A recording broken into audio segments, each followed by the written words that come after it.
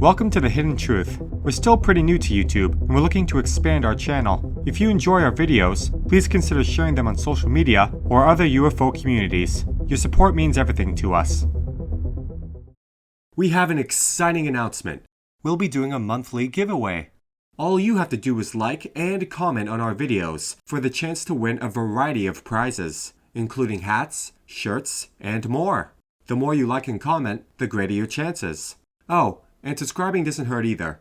What are you waiting for? Smash that like button. You can get free stuff. Don't forget to sign up for our Patreon page. Members get early access to videos, ad-free, and you can see content you can't see anywhere else. Project Serpo, the Human and Alien Exchange Program. Part 3. The following story is either the greatest kept secret of all time or a complete fraud. You decide. In this chapter, we will hear all about how the U.S. government selected 12 team members to live on Serpo for an unknown period of time. This presentation is of the information posted on the website serpo.org from a retired senior government official. The website was intended to facilitate the gradual release of confidential documents pertaining to a top-secret exchange program of 12 U.S. military personnel to Serpo, a planet of Zeta Reticuli, between the years 1965 and 1978. Chapter 3. The Exchange Team. The Evans sent back a message indicating they would return to Earth on a particular number date and location that we chose.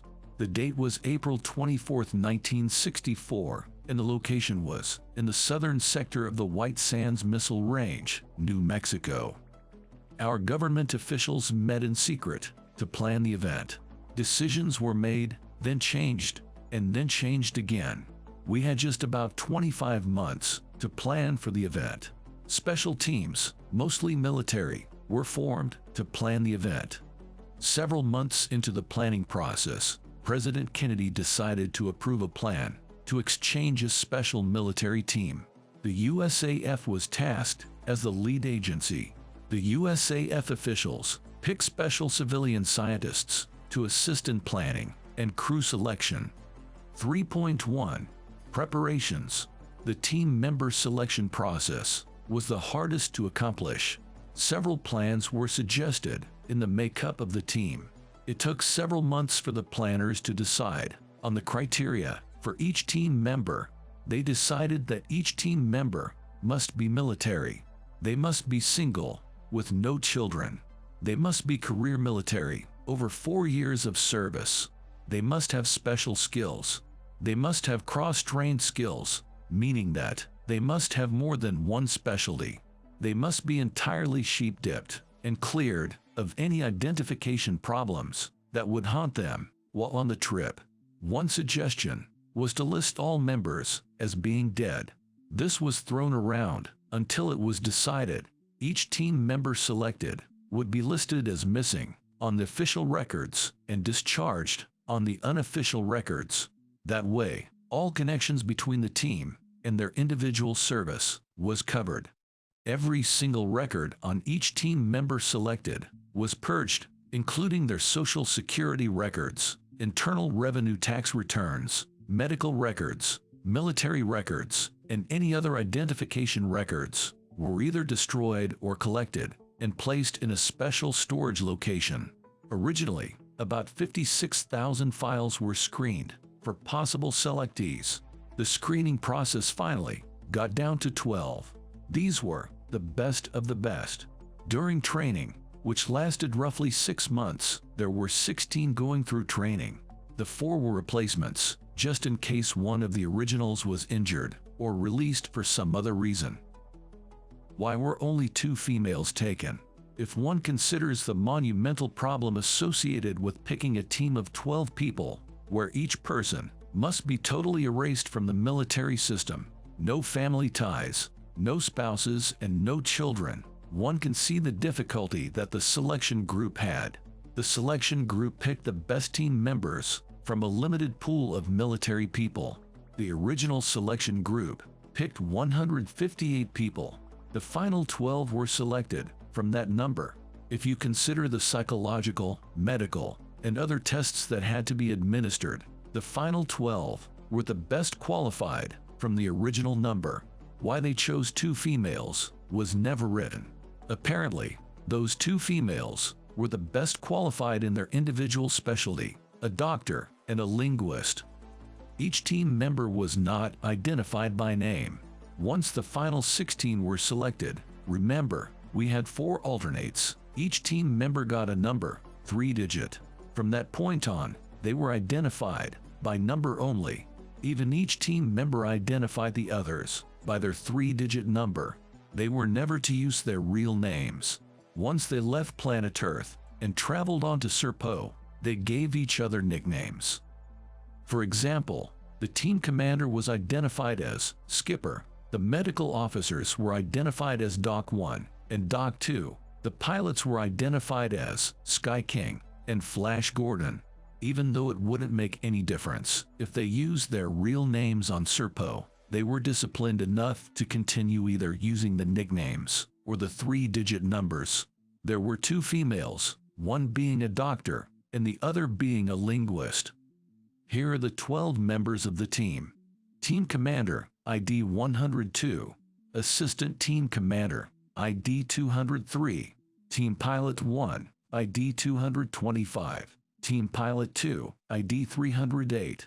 Linguist 1, ID 420. Linguist 2, ID 475. Biologist, ID 518.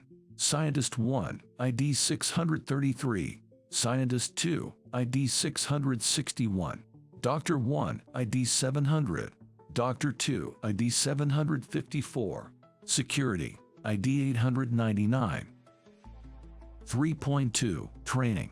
After the extensive selection process, each team member had to demonstrate their abilities to endure hardship, which included a battery of psychological tests, medical screenings, and a positive attitude test, which is a military test given to pilots and special forces personnel.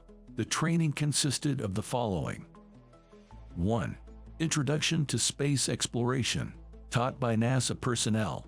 2. Astronomy, identification of stars, use of telescopes and general astrophysics.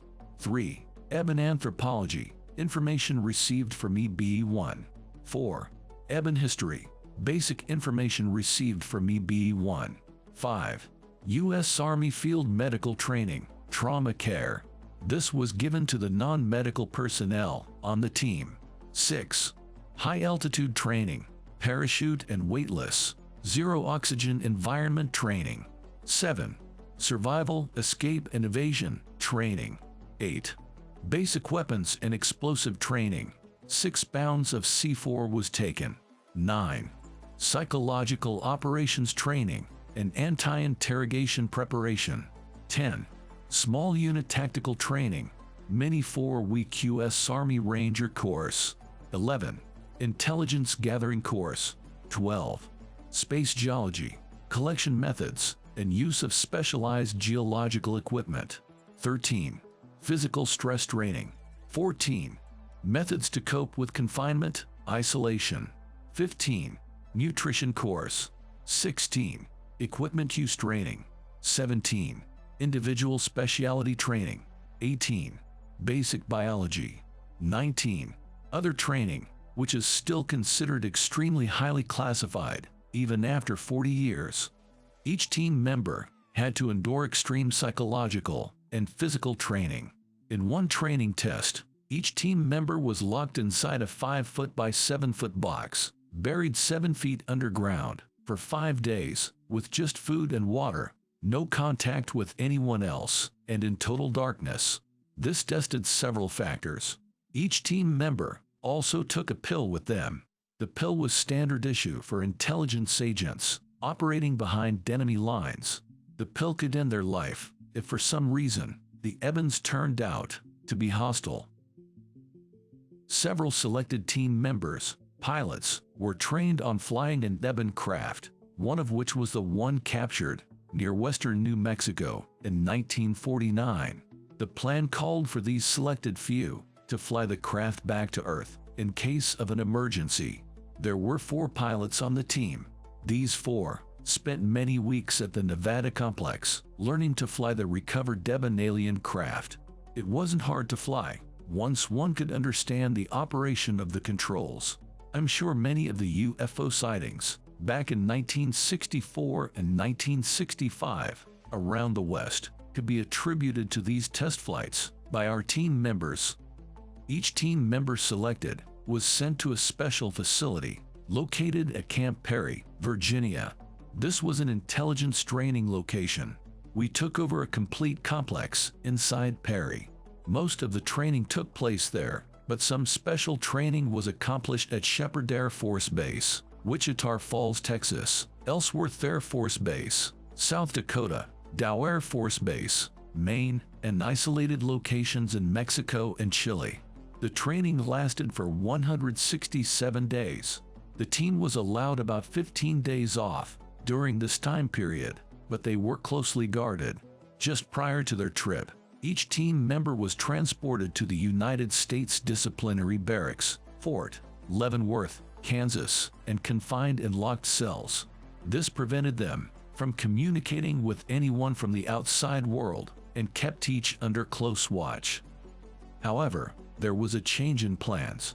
We received a message from the Evans stating that they did not wish to make the exchange during their initial visit to Earth. They wanted to meet first and then plan the exchange in person.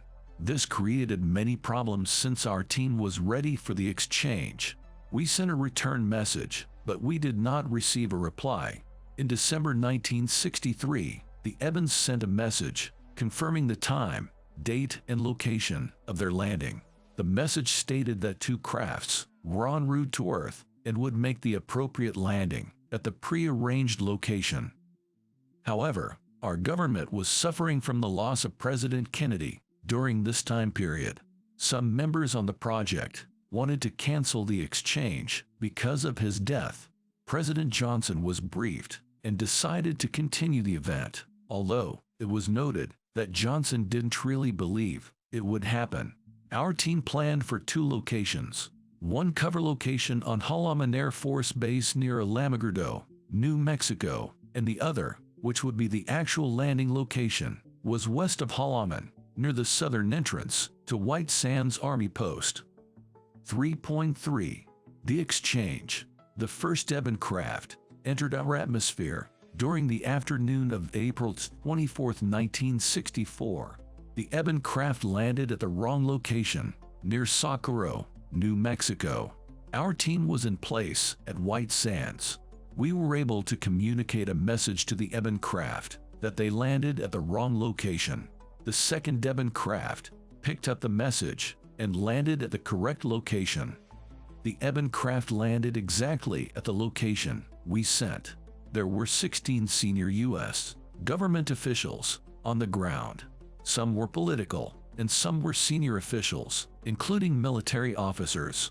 The Evans exited their craft and walked under a pre-located canopy.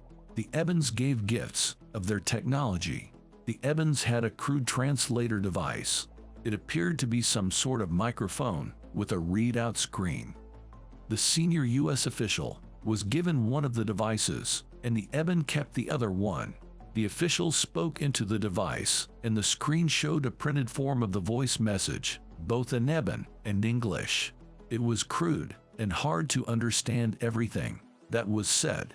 The exact transcript of the meeting won't be discussed at this time. The Evans decided to make the exchange, but not until the following year. July 1965 was set, and the location decided upon was the Nevada test site. Planners did not wish to keep the same location for fear that something might leak. The team members were kept at Fort Leavenworth until May 1964. They were transported to Camp Perry. The team was isolated for the next 6 months, going over the same training they had received. They fine-tuned their individual skills and learning some newer skills. This gave the team an opportunity to better understand the Eben language. Although most team members had difficulty learning the language, the 2 linguists on the team were able to hone their language skills. In April 1965, The team was transported to Fort Leavenworth and confined until July 1965, when they were transported to Nevada. During the exchange, only a selected few officials were present, other than the preparation crew for the exchange team. The Eben craft landed, and our team was placed on board. The amount of supplies loaded on board the Eben crafts was 90,500 pounds of equipment. List of supplies taken by Project Crystal Knight.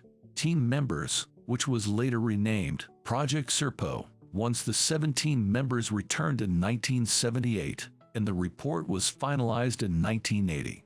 Music, clothing, medical equipment, testing equipment, miscellaneous equipment and items, vehicles, food, miscellaneous items. The team members took 2,000 pounds of various other items. Please see our website for a complete list of equipment taken on this journey. Source: serpo.org, via Morris Osborne. My take: there is a lot of detailed material here. I do not know if I would have wanted to be chosen for this mission. You might never return alive, but on the other hand, it would have been the most exciting adventure of all time. I don't want to open up a can of worms here, but I wonder if Kennedy's death was somehow related to Project Serpo. Please discuss in the comments below. Stay tuned for part 4, which will be in 1 week.